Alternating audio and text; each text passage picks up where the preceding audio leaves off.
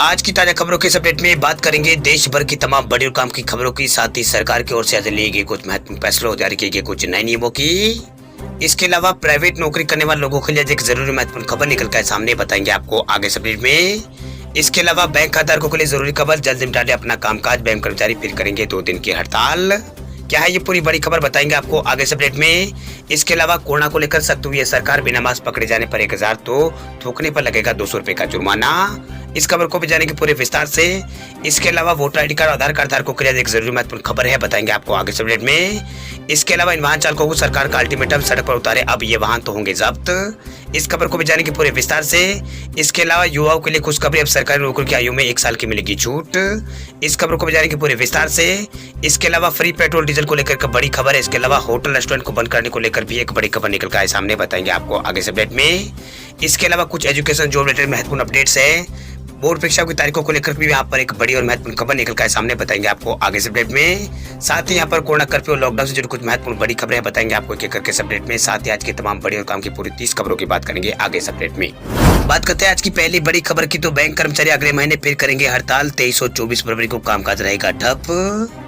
Bank कर्मचारी देश में 23 और 24 फरवरी को एक बार फिर यहाँ पर हड़ताल करने वाले हैं। वही सेंट्रल ट्रेड यूनियन यानी सीटीयू और all India bank employees association यानी AIBEA सहित अन्य संगठनों ने मिलकर यहाँ पर हड़ताल करने की घोषणा की है। वह हड़ताल में देश भर के सभी सरकारी और प्राइवेट बैंकों के कर्मचारी शामिल होंगे। वही AIBEA के महासचिव ने सभी बैंक संघों और सदस्यों को एक लेटर यहाँ पर जारी कर ये जानकारी दी है और इस हड़ताल में शामिल होने के लिए तैयार रहने के लिए कहा है। उन्होंने कहा है कि United forum of bank unions ने 2 सरकारी बैंकों के निजीकरण के विरोध में पिछले साल 15 और 16 मार्च को हड़ताल की थी और 16 और 17 दिसंबर 2021 को भी बैंकिंग कानून संशोधन विधेयक 2021 के विरोध में हड़ताल यहाँ पर की गई थी। अब 23 और 24 फरवरी को फिर से यहाँ पर हड़ताल के लिए तैयार रहने की बात कही गई है। वही अगर संगठन 23 और 24 फरवरी को हड़ताल पर रहते हैं तो फरवरी में 23 से 27 यानी लगभग 5 दिनों तक, यहाँ पर 5 दिनों में से 4 दिन बैंकों में जो कामकाज है वो ठप रहेगा। भाई 23 और 24 फरवरी को हड़ताल और 26 और 27 फरवरी को चौथा और यहाँ पर शनिवार और यहाँ पर इसके अलावा रविवार होने के कारण बैंकों में कामकाज नहीं होगा। चलिए बात करते हैं अगली खबर की, तो बस एक SMS से लिंक हो जाएगा आपका वोटर आईडी कार्ड और आधार। 1950 नंबर पर कॉल करके भी पा सकते हैं आप ये बड़ी सुविधा। फर्जी मतदाता पहचान पत्र को हटाने के लिए सरकार ने आधार कार्ड और वोटर आईडी कार्ड को लिंक कराने का अभियान यहाँ पर शुरू कर दिया है। वही दोनों दस्तावेजों को नेशनल वोटर सर्विस पोर्टल पर फोन कॉल या फिर BLO या फिर SMS के जरिए भी आप इस दोनों को यहाँ पर लिंक कर सकते हैं। वही SMS से यहाँ पर वोटर आईडी कार्ड को आधार से लिंक करना है तो सबसे पहले आपको यहाँ पर अपने मोबाइल से मैसेज यहाँ पर टाइप करके आपको इसे यहाँ पर दोनों को लिंक कर सकते हैं। वोटर आईडी कार्ड को आधार से जोड़ने के लिए 166 या फिर 51969 पर आपको यहाँ पर मैसेज भेजना होगा। मैसेज में आपको ECI लिंक स्पेस IPIC फिर यहाँ पर नंबर, इसके अलावा यहाँ पर आधार नंबर को आपको यहाँ पर इस नंबर पर भेजना होगा 51969 पर आपको ये मैसेज आपको भेजना होगा। इसके अलावा आप चाहे तो यहाँ पर कॉल करके भी यहाँ पर अपने आधार कार्ड को और यहाँ पर वोटर आईडी कार्ड को लिंक कर सकते हैं। इसके लिए भारत सरकार द्वारा कॉल सेंटर की सुविधा यहाँ पर शुरू की गई है। इसके लिए आपको 1950 यानी 1950 नंबर पर कॉल करना होगा। वही आधार कार्ड और वोटर आईडी कार्ड का नंबर यहाँ पर बताना होगा। इसके बाद आपके दोनों दस्तावेजों को सफलतापूर्वक जोड़ दिए जाएंगे। इसके अलावा वोटर आईडी कार्ड और आधार को जोड़ने के लिए बूथ लेवल अधिकारी यानी BLO की मदद भी आप ले सकते हैं। ये अधिकारी हर चुनाव क्षेत्र में बूथ में यहाँ पर नियुक्त होते हैं। वही BLO ही मतदाता पहचान पत्र की जानकारी जुटाते हैं और वोटर आईडी कार्ड बनवाते हैं। आप BLO की मदद से भी यहाँ पर बोलकर वोटर आईडी कार्ड को आधार से लिंक करा सकते हैं। कई जगह पर इस तरह के कैंप भी यहाँ पर लगाए जाते हैं जिनमें वोटर आईडी कार्ड को आधार कार्ड से लिंक किया जाता है। चलिए बात करते हैं अगली खबर की, तो आत्मनिर्भर भारत योजना के रजिस्ट्रेशन की डेडलाइन अब 31 मार्च तक बढ़ी। EPFO ने दी है अहम जानकारी। आत्मनिर्भर भारत योजना के तहत रजिस्ट्रेशन की जो डेडलाइन है वो उसको 31 मार्च 2022 तक के लिए बढ़ा दिया गया है। ये अहम जानकारी कर्मचारी भविष्य निधि संगठन यानी EPFO ने ट्वीट के माध्यम से दी है। वही कोरोना के ओमिक्रॉन वेरिएंट के बढ़ते खतरे के बीच इस कदम को बहुत ही अहम यहाँ पर माना जा रहा है, क्योंकि यह योजना कोरोना में रोजगार गंवाए लोगों की मदद के लिए यहाँ पर शुरू की गई है। जिन लोगों ने कोरोना काल में नौकरियां गंवा दी है उन्हें यहाँ पर इस योजना के तहत रोजगार में सहायता यहाँ पर दी जाती है। वही आत्मनिर्भर भारत योजना के तहत सरकार उन कंपनियों को लाभ देती है जो कर्मचारी भविष्य निधि संगठन यानी EPFO से रजिस्टर्ड है।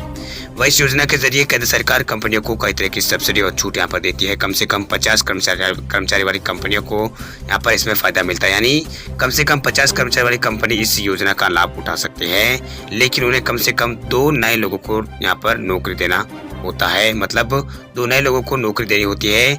इसके लिए ईपीएफओ में यहाँ पर कंपनियों को रजिस्टर कराना होता है। वही बात करते हैं अगली खबर की, तो तेल भरवाने पर होगी बड़ी बचत। इस क्रेडिट कार्ड से मिल सकता है 50 लीटर फ्री पेट्रोल और डीजल। पेट्रोल डीजल का भाव एक्साइज ड्यूटी में कटौती के बाद भी यहाँ पर जो भाव है वो आसमान छू रहे हैं। अगर आप भी पेट्रोल डीजल की बढ़ती कीमत से परेशान है तो आप Indian oil HDFC credit card के जरिए बड़ी बचत कर सकते हैं। दरअसल इस क्रेडिट कार्ड के जरिए ग्राहक इंडियन ऑयल कॉर्पोरेशन आउटलेट्स पर फ्यूल पॉइंट्स नामक रिवॉर्ड जो पॉइंट है वो हासिल कर सकते हैं। इस कार्ड के जरिए इंडियन ऑयल पेट्रोल पंप पर पेमेंट करते हैं तब आपको यहाँ पर खर्च का 5% फ्यूल पॉइंट्स मिलेगा।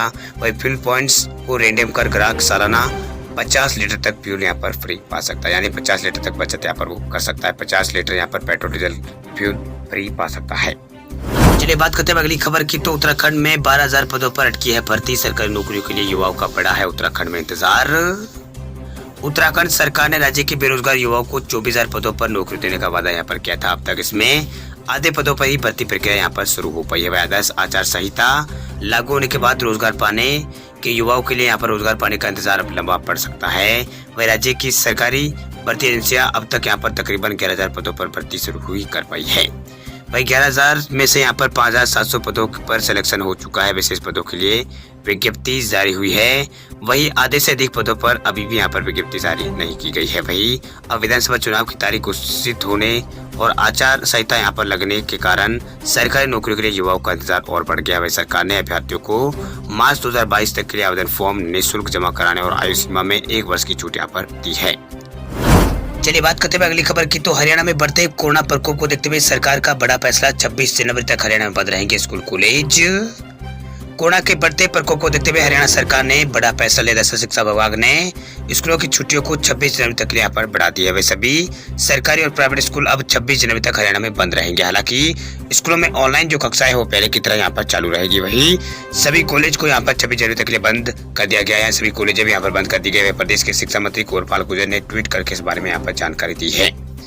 आपको बता दें कि अन्य राज्यों की तरह हरियाणा में भी कोरोना के जो मामले हैं लगातार बढ़ते जा रहे हैं। इससे लोगों के बीच दहशत का माहौल अभी बना हुआ है। हालांकि राज्य सरकार और स्वास्थ्य विभाग ने कोरोना के खिलाफ कमर यहाँ पर कस ली। इसके बावजूद भी कोरोना के जो मामले हैं हरियाणा के अंदर बढ़ रहे हैं। वही कल पिछले 24 घंटों में कोरोना के यहाँ पर 5,167 नए मामले हरियाणा में यहाँ पर सामने आए हैं। वही टोटल यहाँ पर एक्टिव मरीजों की संख्या 18,298 के आसपास यहाँ पर पहुंच चुकी है। वही बात करते हैं अगली खबर की, तो देश में बढ़ा है कोरोना का खतरा। तमिलनाडु में जल्लीकट्टू पर जारी हुई है गाइडलाइन, तो आंध्र प्रदेश में लगा है नाइट कर्फ्यू। तमिलनाडु के प्रसिद्ध परंपरागत खेल जल्लीकट्टू पर कोरोना के कारण संकट के बादल छा गए हैं। राज्य सरकार ने इस बार खेल के आयोजन को लेकर गाइडलाइन यहाँ पर जारी की, जिसके मुताबिक इस बार केवल 150 दर्शक की इस खेल का आनंद ले सकेंगे। वह सरकार की ओर से जारी की दिशा निर्देश के अनुसार इस बार इस खेल का आयोजन 150 दर्शक या फिर 50% बैठने की क्षमता के साथ जो भी कम हो उसकी अनुमति यहाँ पर दी गई है। इसके साथ ही सरकार ने दोनों वैक्सीन की डोज और सर्टिफिकेट, यानी जो वैक्सीन के सर्टिफिकेट उसको और इसके अलावा नेगेटिव आरटीपीसीआर की रिपोर्ट को अनिवार्य कर दिया है, जो 48 घंटे पुरानी यहाँ पर नहीं होनी चाहिए। आपको बता दें कि जल्लीकट्टू तमिलनाडु का एक पारंपरिक खेल है जो पोंगल त्योहार के दौरान यहाँ पर आयोजित किया जाता है। वही तमिलनाडु में पिछले 24 घंटों के अंदर 12,000 से अधिक नए मामले सामने आए। एक्टिव केस इस राज्य में यहाँ पर 51,000 से भी ज्यादा यहाँ पर है। वही आंध्र प्रदेश में बढ़ते कोरोना संकट को देखते हुए सरकार ने यहाँ पर रात्रिकालीन कर्फ्यू का ऐलान यहाँ पर किया है। वही आंध्र प्रदेश के मुख्यमंत्री जगन मोहन रेड्डी ने रात्रि 11 बजे सुबह 5 बजे तक कर्फ्यू का ऐलान आंध्र प्रदेश के अंदर किया है। इसके अलावा केरल में भी यहाँ पर सरकार ने नई गाइडलाइन जारी की है। वही कोरोना को लेकर ज्यादातर राज्यों में स्थिति यहाँ पर बिगड़ती हुई नजर आ रही है। केरल में भी यहाँ पर कोरोना के मामलों में बढ़ोतरी को देखते हुए यहाँ पर सरकार की ओर से यहाँ पर जो मुख्यमंत्री है सीएम पिनराई विजयन, उन्होंने एक बैठक यहाँ पर बुलाई, जिसमें शादी समारोह और दाह संस्कार कार्यक्रमों में अधिकतम 50 लोगों के शामिल होने की अनुमति पर यहाँ पर मोहर लगाई है। चलिए बात करते हैं अगली खबर की, तो कोरोना के बढ़ते मामलों के बीच दिल्ली में नई पाबंदियां हुई लागू। अब बंद रहेंगे बार और रेस्टोरेंट। राजधानी दिल्ली में कोरोना के बढ़ते मामलों की वजह से वीकेंड कर्फ्यू लागू किया गया है। बावजूद इसके कोरोना के मामले कम नहीं हो रहे। वही दिल्ली में अब यहाँ पर बार और रेस्टोरेंट को भी यहाँ पर बंद करने का फैसला हुआ है। डीडीएमए की बैठक में इस फैसले को यहाँ पर लिया गया है। इसकी जानकारी यहाँ पर दिल्ली के उपराज्यपाल अनिल बैजल ने ट्वीट करके यहाँ पर दी है। वही दिल्ली में बढ़ते कोरोना संक्रमण को देखते हुए रेस्टोरेंट और बार को बंद करने और केवल यहाँ पर टेकअवे सुविधा को यहाँ पर इजाजत देने का फैसला लिया गया है। इसके अलावा हर जोन में केवल यहाँ पर एक साप्ताहिक बाजार खोलने की अनुमति यहाँ पर देने का फैसला हुआ है। चलिए बात करते हुए अगली खबर की, देश की राजधानी दिल्ली में 50 लाख वाहन चालकों को सरकार का अल्टीमेटम, सड़क पर बदलने से वाहन तो होंगे जब्त। दिल्ली परिवहन विभाग ने एक बार फिर आम जनता को आगाह किया है कि अगर आपका डीजल वाहन 10 साल और पेट्रोल वाहन 15 साल की उम्र पूरी कर चुका है तो उसे तुरंत स्क्रैप करा दें। वही सड़क पर अगर निकाला और परिवहन विभाग की टीम का अगर हाथ आ गया तो उसे जब्त यहाँ पर कर लिया जाएगा। विभाग ने कहा है कि वाहन स्क्रैप कराने के लिए 4 एजेंसियां दिल्ली में यहाँ पर अधिकृत की गई है, मगर लोग वाहन स्क्रैप कराने में रुचि नहीं दिखा रहे हैं। आपको बता दें कि दिल्ली में 10 साल पुराने डीजल और पेट्रोल के 15 साल से अधिक पुराने वाहनों को सड़क पर चलने की अनुमति नहीं है। ऐसे में दिल्ली सरकार जो है, दिल्ली में सरकार यहाँ पर अखबारों और अन्य माध्यमों के जरिए विज्ञापन देकर गाड़ियों को चलाने पर रोक लगाने की जानकारी लोगों तक यहाँ पर दे रही है। चलिए बात करते हैं अगली खबर की। तो उत्तर प्रदेश की योगी सरकार का बड़ा फैसला, कोरोना संक्रमित होने पर कर्मचारियों को मिलेगी 7 दिन की छुट्टी, नहीं कटेगी सैलरी। उत्तर प्रदेश राज्य के अंदर इस वक्त चुनावी माहौल है, वह इस बीच प्रदेश में कोरोना एक बार फिर यहाँ पर तेजी से पैर पसार रहा है। वही यूपी में कोरोना के मामले बहुत तेजी से यहाँ पर बढ़ रहे हैं। इसी को देखते हुए यहाँ पर सरकार ने एक अहम आदेश यहाँ पर जारी किया है, जिसके तहत कर्मचारियों के कोरोना पॉजिटिव होने पर उन्हें 7 दिन की छुट्टी देने के लिए कहा गया है। मुख्यमंत्री योगी आदित्यनाथ ने अपने आदेशों में यहाँ पर कहा है कि सभी सरकारी और प्राइवेट दफ्तरों में 50% कर्मचारी ही काम यहाँ पर कर सकेंगे। इसके अलावा प्राइवेट कंपनी में काम करने वाला अगर कोई कर्मचारी कोरोना संक्रमित पाया जाता है तो उसको 7 दिन की यहाँ पर छुट्टी दी जाएगी, जिसके तहत 7 दिन की छुट्टी देने पर उसकी सैलरी भी यहाँ पर नहीं काटी जाएगी। आपको बता दें कि यूपी में पिछले कुछ दिनों से यहाँ पर कोरोना के मामले बहुत तेजी से यहाँ पर बढ़ रहे हैं। चलिए बात करते हैं अगली खबर की। तो राजस्थान में बिना मास्क पकड़े जाने पर 1000 और थूकने पर लगेगा 200 रुपए का जुर्माना। राजस्थान के गृह विभाग ने गाइडलाइन के साथ साथ जुर्माने की जानकारी भी यहाँ पर जारी की है, जिसमें फेस मास्क नहीं लगाया तो 1000 रुपए का जुर्माना भरना पड़ेगा। वही सार्वजनिक स्तर पर थूका तो 200 रुपए की जब्त लग सकती है। वह राजस्थान महामारी अधिनियम के तहत राज्य सरकार ने जुर्माने करने और जुर्माना वसूलने के पावर वाले अधिकारियों की सूची भी यहाँ पर जारी की है। वह सार्वजनिक स्थल पर फेस मास्क नहीं पहनने पर 1000 रुपए का जुर्माना यहाँ पर चुकाना होगा। इसके साथ ही बिना मास्क के व्यक्ति को सामान देने पर, सोशल डिस्टेंसिंग नहीं बनाने पर दुकानदार को 500 रुपए का जुर्माना भरना होगा। इसके अलावा यहाँ पर सार्वजनिक स्थल पर सोशल डिस्टेंसिंग नहीं बनाने वालों को 100 रुपए का जुर्माना भरना होगा। इसके साथ ही सार्वजनिक स्थान पर थूकने पर 200 रुपए का जुर्माना चुकाना होगा। वही सार्वजनिक स्थल पर शराब, गुटखा, पान, तंबाकू का उपयोग करते पकड़े जाने पर 500 रुपए का जुर्माना देना होगा। वही सामाजिक, राजनीतिक और मनोरंजन, शैक्षणिक और धार्मिक और सांस्कृतिक और त्योहार और इसके अलावा शादी विवाह में अधिकतम 100 व्यक्तियों से ज्यादा शामिल होने पर 10,000 रुपए का जुर्माना यहाँ पर चुकाना होगा। इसके अलावा मैरिज गार्डन, विवाह स्थल के मालिक और मैनेजर अधिकतम 100 शहरी क्षेत्र में और 50 व्यक्ति से ज्यादा यहाँ पर शामिल होने पर 10,000 रुपए का जुर्माना उनको देना होगा। इसके अलावा यहाँ पर लोक परिवहन सेवा, ऑटो, कैब, बस, ट्रेन आदि में बिना मास्क पाए जाने पर 500 रुपए का जुर्माना भी यहाँ पर तय किया गया है। इसके अलावा यहाँ पर सभी कार्यपालक, मजिस्ट्रेट और इसके अलावा उच्च पुलिस अधिकारी और राजस्व निरीक्षक और ऊपर रैंक के अधिकारी जो है उनको, और जिला परिषद के मुख्य कार्यकारी अधिकारी और इसके अलावा यहाँ पर क्षेत्रीय परिवहन अधिकारी और जिला परिवहन अधिकारी और उद्योग महाप्रबंधक, रिको इकाई प्रमुख को भी यहाँ पर जुर्माने का अधिकार राजस्थान में दिया गया है। चलिए बात करते हैं अगली खबर की। तो राजस्थान में 32,000 शिक्षकों की भर्ती के लिए आवेदन प्रक्रिया हुई है शुरू। राजस्थान अध्यापक शिक्षक पात्रता परीक्षा यानी रीट में सफल होने वाले उम्मीदवारों के लिए 32,000 शिक्षक पदों पर भर्ती के लिए आवेदन प्रक्रिया शुरू हो गई है। उम्मीदवार भर्ती पोर्टल requirement.rajasthan.gov.in पर जाकर ऑनलाइन आवेदन जमा करा सकते हैं। आपको बता दें कि 32,000 शिक्षक पदों में से 31,000 सामान्य शिक्षक जबकि 1,000 विशेष शिक्षक पद है, जिनमें लेवल 1 के लिए 15,500 और लेवल 2 के लिए 16,500 पद शामिल है। आपको बता दें कि 1 से अधिक पदों के लिए आवेदन करने पर अलग अलग एप्लीकेशन फॉर्म जमा कराना होगा। यानी आप अगर 1 से अधिक यहाँ पर पदों के लिए आवेदन करते हैं तो आपको अलग अलग एप्लीकेशन फॉर्म जमा कराना होगा। आपको बता दें कि राज्य में 4 साल बाद 3rd ग्रेड शिक्षक पदों पर भर्ती यहाँ पर हो रही है। वही पदों पर आवेदन करने के लिए सामान्य वर्ग के उम्मीदवार को 100 रुपए और ओबीसी, ईडब्ल्यूएस वर्ग के उम्मीदवारों को 70 और राजस्थान के SC/ST और सहारिया वर्ग और दूसरे दिव्यांगजनों को यहाँ पर 60 रुपए का आवेदन शुल्क यहाँ पर देना होगा। यानी इसके लिए निर्धारित यहाँ पर किया गया है। चलिए बात करते हैं अगली खबर की। तो पीएम किसान सम्मान निधि योजना से जुड़े किसानों के लिए जरूरी खबर। पीएम किसान सम्मान निधि योजना की 10वीं किस्त का स्टेटस चेकिंग करने का बदल गया है तरीका। अब ये नंबर नहीं आएगा काम। केंद्र सरकार पीएम किसान सम्मान निधि योजना के लाभार्थियों को इस योजना की 10वीं किस्त के पैसे यहाँ पर भेज चुकी है। अगर आप इस योजना के लाभार्थी हैं तो आपको अकाउंट में अब तक 2,000 रुपए की किस्त यहाँ पर क्रेडिट हो चुकी होगी। हालांकि कई बार बैंक की तरफ से पैसे क्रेडिट होने का मैसेज यहाँ पर नहीं आता है। ऐसे में आप इस बात को लेकर परेशान होंगे कि किस्त आपके अकाउंट में आई या नहीं आई। इसको लेकर अब आपको यहाँ पर चिंता करने की कोई जरूरत नहीं है। आप पीएम किसान योजना की जो वेबसाइट है उसके जरिए स्टेटस चेक कर सकते हैं। इसका तरीका काफी यहाँ पर सिंपल है। हालांकि हाल में इसमें एक यहाँ पर बदलाव किया गया है, जिसके बाद इसकी जो प्रक्रिया है थोड़ी यहाँ पर बदल गई है। पीएम किसान योजना की जो किस्त है उसकी स्थिति चेक करने के लिए सबसे पहले आपको 3 ऑप्शन मौजूद होंगे। यहाँ पर आधार नंबर, अकाउंट नंबर और मोबाइल नंबर पहले शामिल थे। हालांकि अब इस नियम में बदलाव हो गया है। अब आप मोबाइल नंबर के जरिए स्टेटस चेक नहीं कर पाएंगे। पीएम किसान के बेनिफिशियरी की यहाँ पर सेफ्टी को ध्यान में रखते हुए यहाँ पर सहूलियत दी गई है। वही स्टेटस चेक करने के लिए सबसे पहले आपको यहाँ पर pm-kisan.gov.in वेबसाइट पर जाना होगा, फॉर्मेट कॉर्नर सेलेक्ट करना होगा। इसके बाद में बेनिफिशियरी स्टेटस और बेनिफिशियरी स्टेटस पर क्लिक कीजिए। उसके बाद आपको आधार नंबर या फिर अकाउंट नंबर डालने का ऑप्शन आएगा। इसमें आपका मोबाइल नंबर का ये जो है वो नहीं आएगा। यहाँ पर आप आधार नंबर या फिर अकाउंट नंबर का ऑप्शन डालते ही यहाँ पर गेट डेटा पर ओके करेंगे। फिर यहाँ पर आसानी से आप जो भी आपका स्टेटस है चेक कर सकते हैं। चलिए बात करते हैं अगली खबर की। तो देश में पिछले 24 घंटों में कोरोना के 1,79,000 के आसपास नए आए मामले सामने। 5 राज्यों में आए हैं 65% नए मामले। ओमिक्रॉन संक्रमितों की संख्या भारत में पहुंची है 4,000 पार।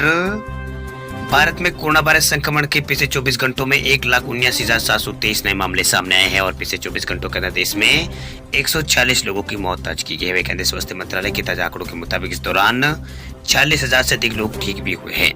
वही संक्रमण के नए मामले के मुकाबले यहाँ पर ये कल के मुकाबले में आज के यहाँ पर ये 12.5% ज्यादा है। वही नए केस आने के बाद देश में कुल संक्रमितों की संख्या बढ़कर 3,57,00,000 पार हो चुकी है, जिसमें कुल यहाँ पर करीब अब तक यहाँ पर 3,45,00,000 से अधिक लोग ठीक हो चुके हैं। वह देश में रिकवरी रेट फिलहाल 96.26% है, जबकि नए मामले आने के बाद एक्टिव केसों की संख्या यहाँ पर 7,23,000 पार हो चुकी है। वही भारत में यहाँ पर जो संक्रमण के कुल मामलों की टोटल ये 2.03% है, यानी टोटल ये 7 लाख के आसपास जो एक्टिव केस है उस कुल मामलों के यहाँ पर 2.3% है।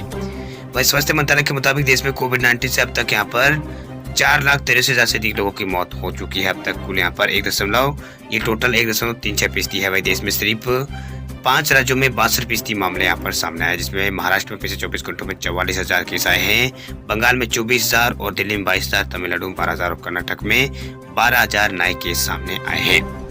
वही भारत में पॉजिटिविटी रेट भी यहाँ पर बहुत बड़ी है। अभी पॉजिटिविटी जो रेट है भारत में अभी 13.2% हो चुकी है।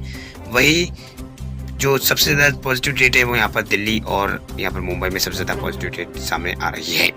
इसके अलावा देश में जो ओमिक्रॉन के मामले हैं वो भी 4,000 पार हो चुके हैं। वही कोविड-19 के जो नए वेरिएंट ओमिक्रॉन है उसके मामलों में भी तेजी यहाँ पर देखने को मिल रही है।